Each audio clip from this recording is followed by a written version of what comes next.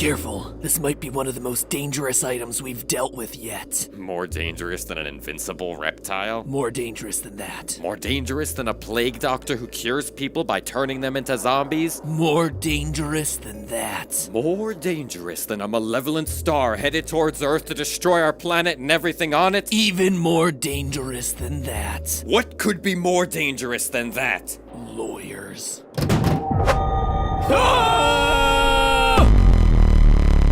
Hello, Internet! Welcome to Game Theory, the show that usually starts with a signature game theory cheesy joke, trademark. But today we're skipping all that and going straight to Matt Pat's serious time, trademark, to talk about what exactly a trademark actually means and why it's threatening a whole bunch of gamers, and maybe worse, a whole bunch of game developers, and even worse, the entirety of the internet. And like our very own James Bond mystery, this theory has taken us all the way up to the icy depths of Soviet Russia. Sorry, nope, not the 70s anymore, it just takes us to regular present-day Russian Federation. Now, if you haven't heard the story yet, well, it means that you don't watch Markiplier, considering he's been one of the only big voices bringing attention to the issue, which is a shame because it's a story that needs to get out there for the benefit of hundreds of creators and the people who love what they do. So that's my goal today, to catch you up on what's going on, give a deeper dive into all the legal stuff that Mark left out of his video, and ultimately spread the word about a horror story that's much more real, much more scary, much more dangerous than the bulk of SCP's library of fictional monsters. If you're unfamiliar, the SCP Foundation is a massive, collaborative, community-driven creative writing project that lives at scpwiki.net. It might not look flashy on the outside, but it's a place for writers of all kinds to catalog the fantastic and sometimes frightening entities that are captured by the fictional SCP Foundation. The letters SCP standing for Secure, Contain, and Protect, the mission of this fake organization. It's like a group of people who are collectively writing the book Fantastic Beasts and Where to Find Them, but instead of, cute fantasy creatures, they're all nightmarish horror monsters embodying our deepest fears and insecurities. It's like if Tim Burton created Pokemon. The collection of stories at scpwiki.net has also served as the basis for tons of indie horror games that you might know. SCP Containment Breach is a favorite among Let's Players. SCP Blackout is a VR horror game. I mean, we just spent 3 weeks covering Boneworks and Duck Season, right? Well,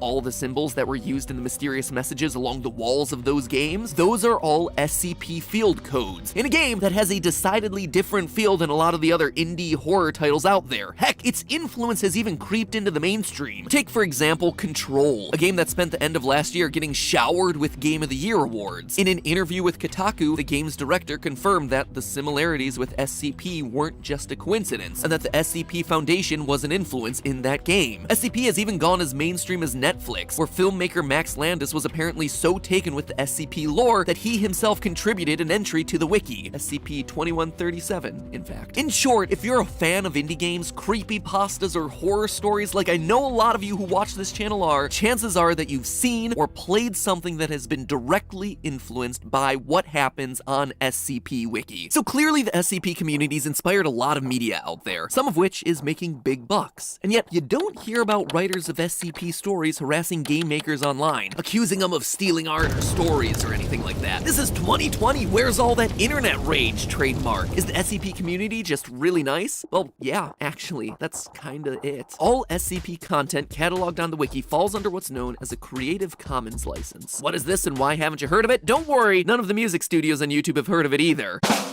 SCP's Creative Commons license says essentially this. 1. You are free to create and sell any works that you created based on SCP. That's how so many game developers and artists are able to create derivative works. You never have to pay a licensing fee. You can just pick up a character or a storyline and create something new with it. In order to use SCP stuff though, you also need to 2. Give proper attribution to the SCP wiki and to the author of the entry or entries that you're basing it on. So give credit to the original artist. And finally, 1, I mean technically it's 3, but according to my script, it's 1 because the bullet points got all off. It means I just have to read what's on the script, right? Can't fix the bullet points or anything like that. Like the SCP Wiki, you add the Creative Commons Attribution Share-alike 3.0 license, or CC BY-SA for short, to your own work. This essentially means that you're giving other people the ability to copy your work or create derivative works, provided that they give you proper attribution and distribute your work under the same license. Basically, this all amounts to a pay-it-forward creative mentality. Hey, you were inspired by my stuff and that is totally cool. Heck, you might have even made some money off of it. But now, just make sure that you let the next person be inspired by your work. Now, maybe it's not the perfect system for every instance, but it's worked for SCP since 2008, which is like a century in internet time. Recently, however, a guy over in Russia has been threatening the system using some odd tactics and has slowly been starting to extort legitimate SCP members. He's successfully managed to take down sellers of SCP merchandise in Russia. He's successfully taken down the official social media page for the SCP Foundation Wiki's Russian branch, and now he's moved on to the Russian section of the wiki itself, demanding the page be handed over to him so he can take it apart and use it to sell his own merch. Yikes, with selling tactics like that, even Jake Paul could take some lessons from this guy. Buy that merch. Now, how the heck is this happening? Is he just some kind of master internet pirate or some super hacker operating in secret? Turns out no. Turns out he's just a guy who understands Russian legal loopholes really well. Yeah, I know. I wish it were something cooler too. I see him burrowed in some bunker somewhere with one of those chunky hacker laptops, typing things really fast like they do in the movies. But no, he's literally just a bureaucrat, someone who's using the system to his advantage. Last year, he applied to the Eurasian Customs Union for both the trademark of the SCP Foundation logo and the name of it within Russia, even though he's not affiliated with it at all and didn't create either one of those. And somehow, he was granted the trademarks. According to SCP Master Admin John Beatty, quote, "These actions threaten not only the Russian wiki, but every SCP branch, writer, and fan around the world," end quote. So how does this happen? How did this guy manage to register the copyright for a massive community project that he had no hand in creating, and why would you trademark something that you can use for free anyway? Well, maybe the more basic question before getting into either of those is to make sure that everyone knows the difference between trademark and copyright. Copyright is protection of intellectual works, including books, plays, music, videos, illustrations. Pretty much anything that you can create and legally own is automatically covered by copyright. That drawing that you just posted to Twitter, copyrighted. That tour of what you keep in your refrigerator that you just uploaded to YouTube, copyrighted. Whatever this is, copyrighted. By the way, welcome back, Poods. I'm glad you're back. I don't know what the current memes are. Last episode, I literally used one of the skeleton memes because that's as hip and recent as I get. Cool thing about copyright, there's no need to go and register your work with some government office. You can, if you want, but you usually only do that if someone is infringing on your copyright and you're gonna go smack them down in court. Trademark, on the other hand, refers to branding. Not the words in the book or the songs in the album, just the name of the book on the cover or the band's logo that appears on the poster. Trademarks have to be specific to your brand and specific to your industry. McDonald's and the Golden Arches logo are obviously trademarked by McDonald's, but specific to the food category, right? So you could still be McDonald's the music label, or you could trademark McDonald's the book publishing company, for instance. The battle between the SCP Foundation and our Russian saboteur is over trademark and not copyright, which unfortunately makes it tougher to sort out. Even though the stuff that's trademarked is usually tiny, a logo, a catchphrase, compared to something like a whole book or a whole movie. In the case of copyright, most countries have agreements that respect the copyright of people in other countries. For instance, as of 2006, Russia agreed to comply with the Agreement on Trade-Related Aspects of Intellectual Property Rights, or TRIPS, for those of us who don't speak bureaucracy-ese. It's an international agreement to respect copyrights of anyone within the World Trade Organization countries. That said, countries like Russia and China infamously struggle to actually enforce the laws that they put in place around intellectual property, which is why you see a lot of those counterfeit iPhones coming out of China, and all of those Dolce and banana bags. These countries are just massive, and officials within them aren't always operating above board. GAN, a company that specializes in investigating businesses for any shady dealings, released a general report on Russian legal corruption in 2018. In their report, companies operating in Russia note that, quote, public procurement sector in Russia, you know, the ones that deal with business licenses and things like trademarks, carry high corruption risks. Bribes, kickbacks, and other irregular payments are often exchanged to obtain public contracts and licenses. Companies report favoritism in decisions of government officials, and public funds are frequently diverted due to corruption. End quote. Wow, that is like a 2-star Yelp review. And believe it or not, the other sectors of government that they report on actually rate worse. Seriously. So the SCP is already up against a pretty rough system from the start. Add to that the problem that trademarks are especially slippery when you cross country borders. They're territory specific, which means that your trademark usually only works in your country or continent. For example, you'll find no Burger King signs in Australia. That's because when Burger King expanded into Australia in the 1970s, they found that the trademark for Burger King had already been registered by an Australian company. So instead, they had to brand their Australian restaurants as Hungry Jack's. Sure, they can still advertise themselves as home of the Whopper. Whopper is trademarked as their burger. They just can't call themselves Burger King because someone had it in that territory first. Countries like China and Russia are strong first to file countries, which means that basically if you don't register your trademark trademark there first, they can legally sell your exact trademark, like your actual logo or name or whatever, to someone else. This appears to be what's happening in the case of SCP, but it's far from the first example. In 2002, a Russian company started under the name of Starbucks and was able to get the rights to the Starbucks trademark after persuading the Russian patent agency that the name should be auctioned off. And yes, this Russian firm also copyrighted the classic mermaid Starbucks logo, which they did not create. What ensued was a multi-year legal battle that finally came to an end in 2005 when the Seattle coffee chain finally convinced the Russian courts to uncancel the trademark that they had registered in 1997, reverting the sale that had allowed a Russian company to lay claim to their brand for 3 years. This also happens in countries like China all the time. A number of articles have surfaced over the last several years about how trademark theft is on the rise in China, but the best US lawyers can do for companies whose logos or names get ripped off is literally to tell them to try and buy back their own name and trademark from the company who stole it. It would be like Vsauce having to buy back the name Vsauce from some random person in Russia because he didn't think to preemptively register his name there, or it took him too long to use it. While to our sensibilities that might seem ridiculous, it actually is all totally legal in first-to-file countries. What's happening with SCP isn't necessarily breaking trademark laws. Selling that trademark to some random guy was potentially legal because, well, that's just the way that Russian law is set up. So, is that it? Just a really sucky ending for this group who's sharing their work with the whole world? Does the SCP have to somehow buy back their own trademark or be forced to operate under a totally separate name in Russia? Well, maybe not. While our Russian saboteur here may not get snagged on trademark issues in Russia, we've also been talking this whole time about copyright. You'll remember from the beginning that the entire SCP wiki, all the spin-off games, the pages, the stories, the artwork, all of it is governed by the Creative Commons license, requiring that anyone who uses SCP materials, artworks, or related materials gives credit to the community and also allows others to use those same works under the same license. That said, our Russian saboteur has reportedly been using his trademark as a lever to take down SCP works from other authors and block merchandise sales containing SCP artwork. Admittedly, it's a bit hard to authenticate some of those claims because the sites themselves have been taken down, but if he's blocking the use of SCP art and related works, he's actually violating the Creative Commons license that the SCP wiki was built on. Remember, he's allowed to sell SCP art himself, just like anyone else under the Creative Commons license, but if he's blocking other people's sale of that merch or publication of SCP materials, he's breaching the Creative Commons license. So in short, the TLDR here is he's not breaking trademark laws, he's breaking copyright laws. You can see how this case is pretty nuanced, but when you get down to the bottom of it, it's clear that there's a violation of legitimate SCP creators happening, if these reports are truly accurate. So what does this all mean if the SCP Foundation loses this battle? Well, for one thing, it means that the SCP Foundation, and everyone besides our Russian saboteur, loses the ability to use the SCP Foundation name and logo inside the Russian Federation. Note that the trademark only applies to Russia. Even with a Russian SCP trademark, there's nothing he can do to threaten the SCP Foundation outside of Russia. It also doesn't mean that our Russian saboteur can lay claim to the wiki itself because he has the SCP trademark but not the copyright over the content itself. At that point, the SCP could create their own separate Russian branch under a different name with a different logo, but let's hope it doesn't come down to it. But beyond SCP, there's actually a bigger issue happening here. This move sets a dangerous precedent for any Creative Commons work out there as long as this guy's able to block other creators in Russia. If someone can just take a piece of artwork that's currently under Creative Commons and trademark it, then that basically means Creative Commons provides no protection of that artwork. As soon as anything is created that has value, anyone can potentially lock it down by using that trademark loophole. So if this case isn't addressed properly, it seems to set up a kind of slippery slope that others can exploit for their own advantage. So the good news here is that you can go to court against trademark trolls and win, yes, even in Russia. The bad news is it's not easy. It takes time and, more importantly, money to pay the legal fees to defend that trademark, which is why it's so critical for SCP to be able to raise the funds to fight that legal battle. Luckily, it already looks like they have the funds that they need. The same community that came together to create an intricate and sprawling shared universe has also banded together to defend that shared universe against Russian trademark trolls. And I think that's the real story here. It can be easy to get upset about the world being full of selfish people people looking to cheat the system for their own good, but it's filled with a far greater number of people who are willing to come together to defend against the few bad apples who try to muck things up. It's a bummer that this thing had to happen, and in some ways it represents the worst parts of what we see online, but it's also revealed some of the best elements of being a part of an online community that's brought joy and entertainment to thousands of people. In the end, even if you're not an SCP member, this case is worth following and worth being educated about because Creative Commons licenses govern a lot of what you see on the websites that you use the most, including this one, so it's in our collective best interest to keep it as intact as possible. Fight on, SCP! I'm sorry that this time the thing that you have to secure, contain, and protect is your own right to exist. But hey, that's just a theory. A game theory! Thanks for watching.